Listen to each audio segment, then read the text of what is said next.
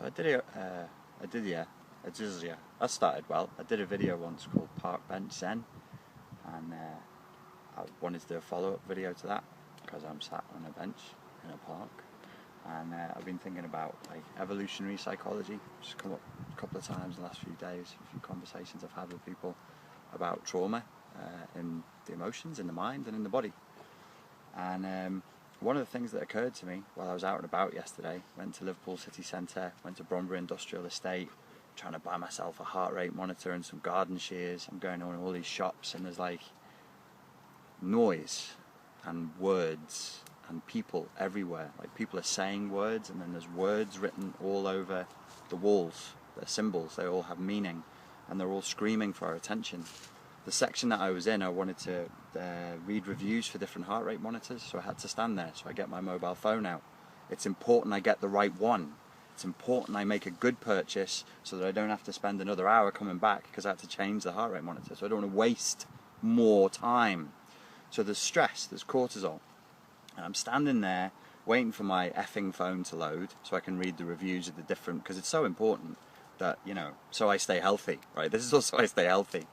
And there is some of the mobile phone and heart rate monitor stands are running their own mini adverts. So even the stand, like whoever owns it, like I'm not going to name names, but there's an advert that's running and it repeats every minute. And those humans who stand and work in there and all those bright lights, all these words everywhere, with the background noise. This is Curry's in Bromberry, where I used to work where I was a kid. I used to work there when I was 16. And they're standing there and they look, talk and act like zombies, the people who work in Curry's. Not casting aspersions on Curry's employees, but you go, and I think it's a low-level state of trauma. There's like a camera next to me and it's yelling at me. I'm a small camera and I'm really good. Do. I'm a small camera and I'm really good. Do. Now bear in mind, when they want to torture people psychologically in Guantanamo Bay, I used to be really into this. There's a really good book about it called The Interrogator's War, if you're interested in it, which is written from the perspective of an American interrogator. And some of the psychological stress techniques they use are blazing artificial light at people. And in one bizarre anecdote, they would play the story from like a kid's TV show over and over again. I think it was, is it Barney the Purple Dinosaur? I don't even know what that is, but like if I played you the Teletubbies theme tune or the He-Man theme tune to you over and over again, what starts to happen is the system breaks down because it can't escape the artificial repetition.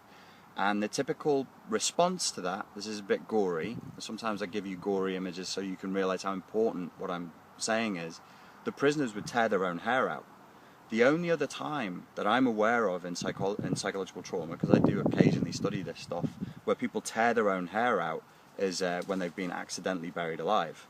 They will literally, there's nothing else they can do. So with stress, they start ripping their own hair out. That's pretty gross, right? So what's that got to do with shopping in Curry's and Park Bench Zen? I started to think there's just a lot of stuff, noise, and it's low-level trauma. I don't think I'm going too far saying this. The artificial light, the fucked up sleep patterns that say you should be in work at 8 o'clock in the morning when that might not be your cycle. You know, we were just reading something the other day saying they've done research, hard research, good scientific research that says 18-year-olds, they're really not ready to wake up until 11. You know, so if that's what they're doing, why force them to get up earlier? And you might be like, well, that's a first world problem. It's all world problem. Stress is stress and pain is pain. Your brain chooses the meaning of pain. So I can go to the gym and I can do a heavy bench press session and it hurts, and I can go, that's great. I feel good because it's hurting, because my brain is interpreting that as progress and as an increase in strength. You might experience the exact same pain. We could put electrodes on you and cause you to experience the exact, and you could have a full-on anxiety attack. A lot of what pain is the fear of the unknown. If you want like a good applied example of that, do martial arts. The first time you get hit, you might even throw up.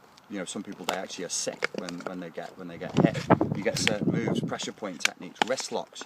You think, fuck, and it's agonizing, but it's not really. It's the panic of the unknown. You think this is going to break your wrist.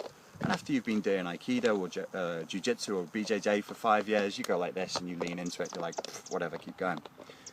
the point is that there's too much going on. Trauma and stress and pain are decided to a degree by the brain. Pain is decided, is interpreted in the brain. We need to reduce the trauma, we need to reduce the stress, we need quiet, we need silence. Turn off the phone, turn off the TV, get away from the advertising, get away from the radio, and just have nothing. Caveman Zen would not be trying to empty your mind, it would be doing what cavemen and women probably did, which is sit around doing F all, just chilling out in nature for a few hours a day and just looking around, as you can do at any time. Could you just point the camera out at the Dee and at Wales? I don't know where you live, but if you can, try and get out in nature, get out in the sunshine, 20-30 minutes a day, change your life. You can stop there. Thank you. You're still going? Oh, cool. Thanks for your time and your attention and your patience. I'll speak to you soon.